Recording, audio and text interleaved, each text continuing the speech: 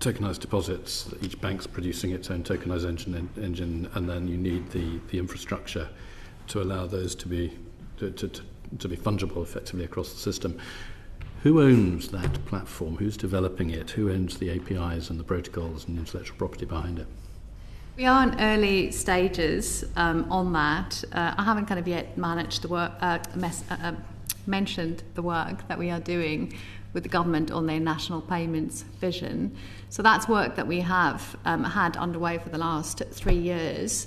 Last year, the Bank of England announced that we will continue to invest in the existing systems, to renew those, to allow us to kind of like cater for and kind of serve the UK economy.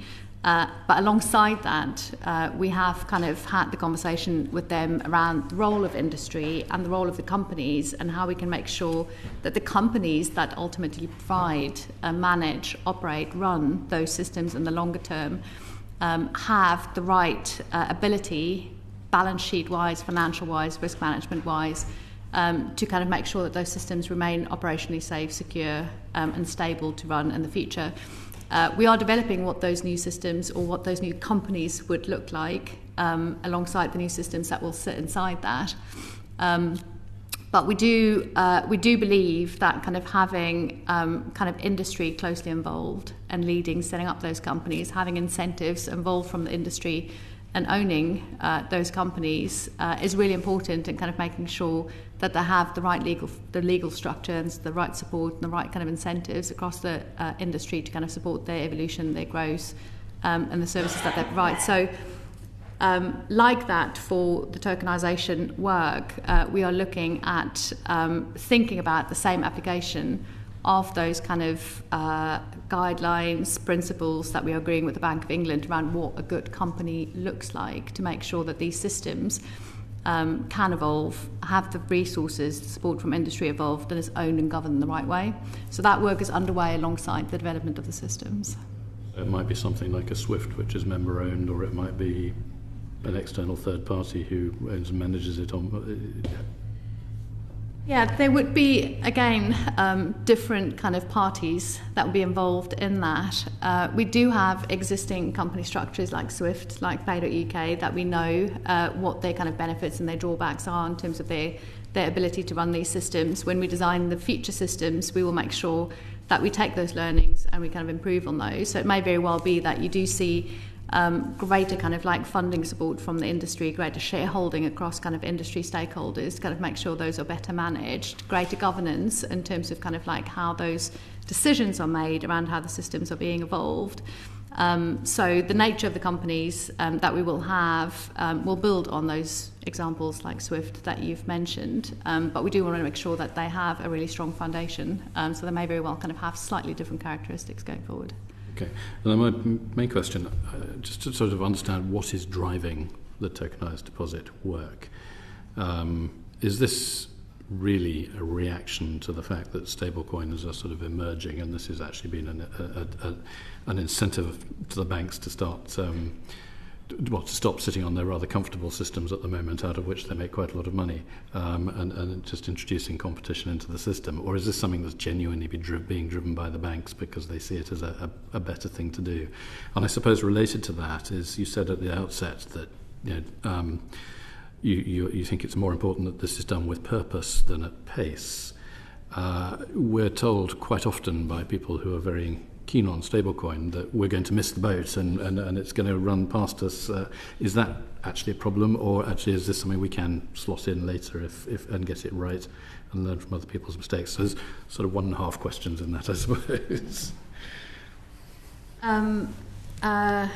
I'll start with the latter question around kind of pace. Building payment systems kind of does bring to the forefront of a change program, confidence, trust, and kind of making sure that what you build does have a future, will be sustainable. We have on numerous occasions kind of thought about the introduction of new forms of payments without kind of like having that at the forefront. So you either build something that doesn't kind of ultimately achieve the adoption, the scale, or the change that you envisage. This is still an emerging kind of industry. It's emerging developments. We understand it better now than we did 5 years ago. But what we do build needs to be fit for the future. It needs to be sustainable. It needs to last.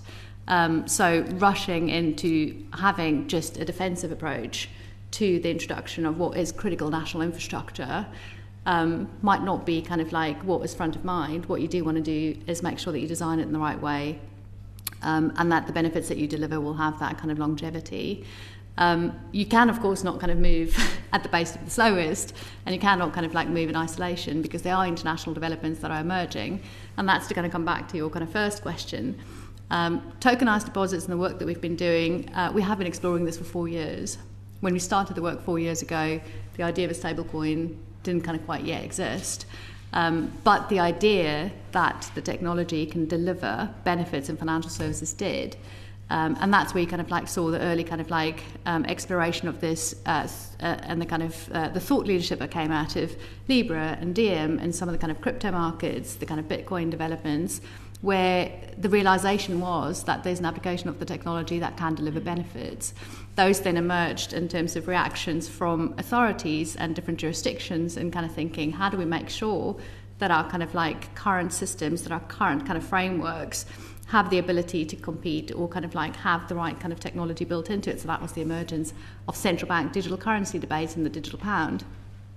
But the important part in this is to kind of like not forget and recognise the importance of commercial banks in this equation, and for the same reasons that non-banks were exploring it, for stablecoin or crypto asset reasons, for the same reasons that central banks will explore it, for kind of like their own reasons, commercial banks have an important role to play and need to have the ability to kind of facilitate kind of that same functionality for their customers into the kind of ecosystem, if not to only be interoperable and be able to facilitate and enable those developments to happen, but in the same vein compete, because in some way they should equip themselves with the ability to do so.